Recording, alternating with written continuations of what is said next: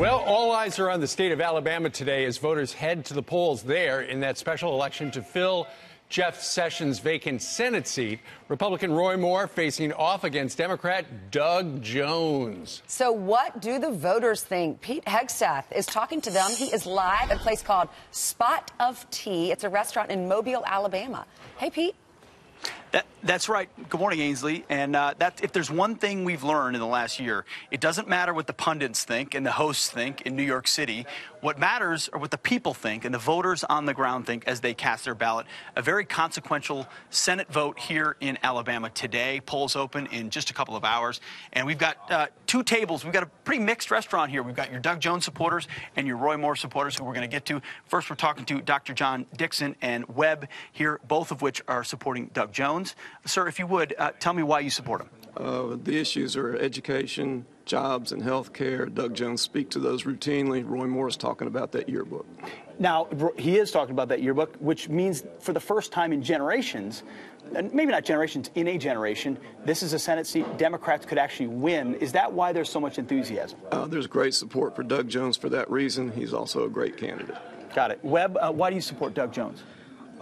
Even if I wasn't a far-left card-carrying member of the Democratic Socialists of America, I wouldn't vote for Roy Moore. Roy is a pedophile, and I don't think he's fit to be on an episode of Chapo Trap House, let alone the U.S. Senate. So you're not mincing words this morning? Not at all. Not at all. So you've got a couple of Doug Jones supporters here who clearly think this is a chance to beat a Republican in a state that's gone red for decades. Now we're going to go to a couple of Roy Moore supporters who feel like, well, this is a chance to maintain a seat because the balance of the U.S. Senate is at issue. I'm here with Donna. Donna, how you doing? Donna, Stephanie, and Courtney. Thanks for being here this morning.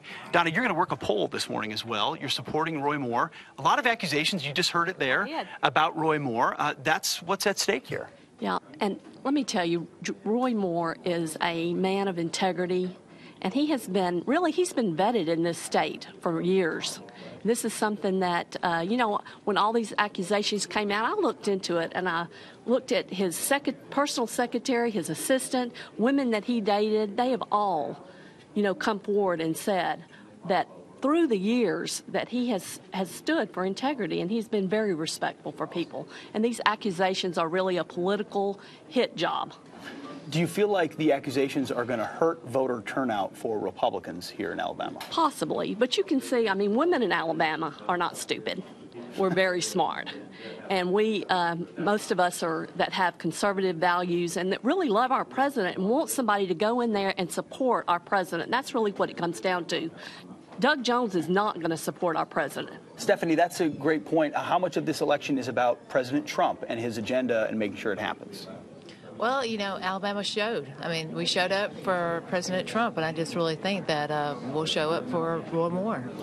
What is it that you support most about him? Well, he has the conservative values. I'm always going to stand behind the person who's pro-life.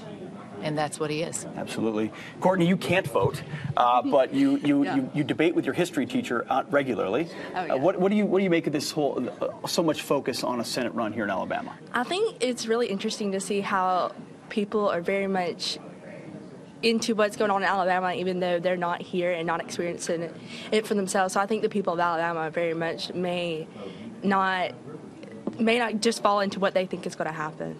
Yeah, no, I think, guys, that's a common theme we're hearing from that table and this one. Listen, there's plenty of noise nationally about this race. The only thing that matters is what happens when Donna and Stephanie and others and the doctor over there and Webb walk into the voter booth and make their choice. That's ultimately who they will send to Washington to represent them. They don't want pundits telling them who should be their U.S. senator. Both sides very passionate this morning. Voter turnout will matter a lot here in Alabama. But here in Mobile, if you're at a Spot of Tea or around here, come on out and join us for Fox and Friends. And a lot of people are afraid to be criticized no matter who they say they're voting for, so they just keep it to themselves, and they certainly don't tell the pollsters the truth if last election was any a learned moment. Have you seen that to be the case? Have you talked to people who say, I don't want to go on camera because I don't want to tell who I'm voting for? Yeah, I think that's a little bit of that. There's a recognition that some people have used this visual. I'm going to hold my nose, and I'm going to go into the ballot box and vote for my values, not for the person. But you also hear others who are passionate about Roy Moore. So it's a mixed bag when you talk to them. So it's not anti-Pete Hegseth. It's just more the controversy with the There's some of that, too, Brian. There's some of that, too, yes. All right. Reporting live from Spotted Tea in Mobile. Pete, thank you very much.